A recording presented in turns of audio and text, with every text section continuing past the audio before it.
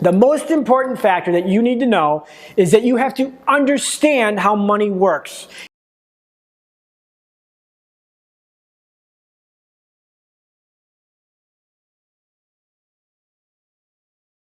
Today I want to ask you a very simple question. The question is, have you ever met a 22-year-old multimillionaire who got rich because he clipped coupons?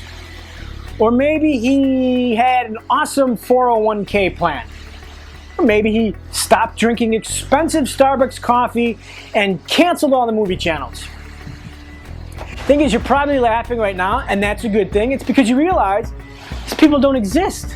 They're fairy tales of impossibility. And yet, despite this, we continue to trust the same old gurus who write the same old books preaching the same old crap.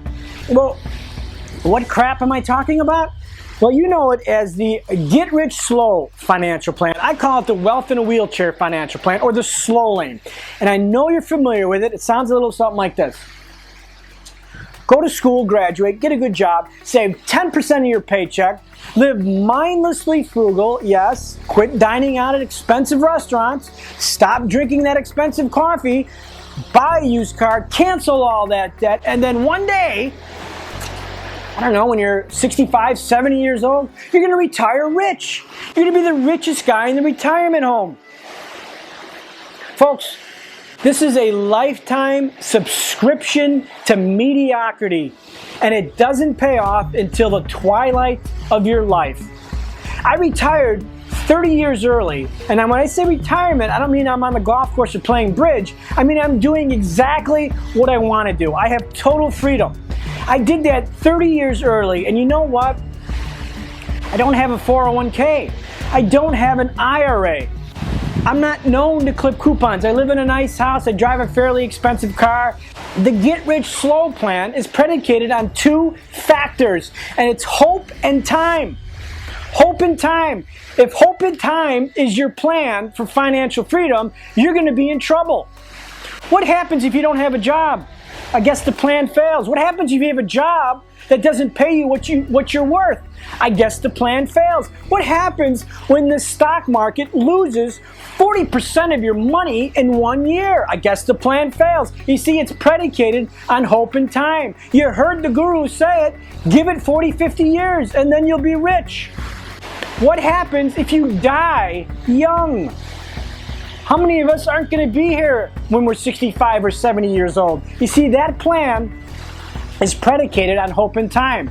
And if you want a chance to live your dreams, financial freedom, however you define that for yourself, if you want a chance at that, you have to get rid of hope and time and swap it for control and leverage. The most important factor that you need to know is that you have to understand how money works. And when I say that, I'm not talking about mathematics or finance. I'm talking about the fundamental reason why money is exchanged between parties. So, I'll give you an example. There's a quote in my book. I say, money is like a mischievous cat. If you chase it, it's going to avoid you. It's going to hide from you. It's going to climb the tree. It's going to hide on top of the refrigerator. It's going to disappear in the bushes. You chase it around and it's going to avoid you like the plague. Money is the same way. And yet, if you focus on what attracts the cat's going to come right up to you and sit in your lap. If you're sitting there on the couch with a big plate of tuna, guess what's going to come to you? That's because the cat perceives you have something that it wants. Money is exactly the same way. Money is exchanged between parties when one party views that the other person has value. They have something that they want, need, or desire. You see, the bottom line here is if you want to make money, you have to start creating value. Think about that. You have to start creating value. And yet, how many times have you ever heard someone say, wow, you know what? I'd like to create some value. You never hear that, do you? I've never heard it. I hear people saying, I want to make money. How do I make $10,000 a month? How do I make $100,000? I want to become a millionaire. They all talk about the money, but no one talks about creating value. You see, once you have value in your possession, the money will come your way. But people don't understand it. And the people that don't understand it are always broke because they're focusing on the wrong thing. Here's an example. Here's a $100 bill. What if I told you that my new business was selling $100 bills for 50 bucks? For 50 bucks, I will sell you this $100 bill. Would you take me up on that offer? You probably would, and so would probably everyone else on the planet. In fact, if this was my business, I'd have a line outside the door. Why? Because there's a clearly defined value proposition there. People perceive value. They're saying to themselves, gee, for 50 bucks, I get $100 worth of value. And this is the essence of making money. Now, I know that's a rudimentary example, but here's another example. Here's my book. I've sold thousands of these books. I've created this on my own out of nothing. And yet, why have people bought this book? Why have they opened up their wallet and said, you know what, I'm going to give you 10 bucks for it, or 15, or wherever they found it. It's because they perceive a value equation. They say, you know what, for 10 bucks, I'm going to get some value out of this book. I'm going to get some great ideas out of this book. It's going to help me. There's a value equation that's clearly defined. And if you go on Amazon, look at some of the reviews, it will say, boy, I would have spent $100 on this book. This book was worth thousands to me. That is a clearly defined value proposition that compels people to open up their wallet and give you money. So that is the essence of making money.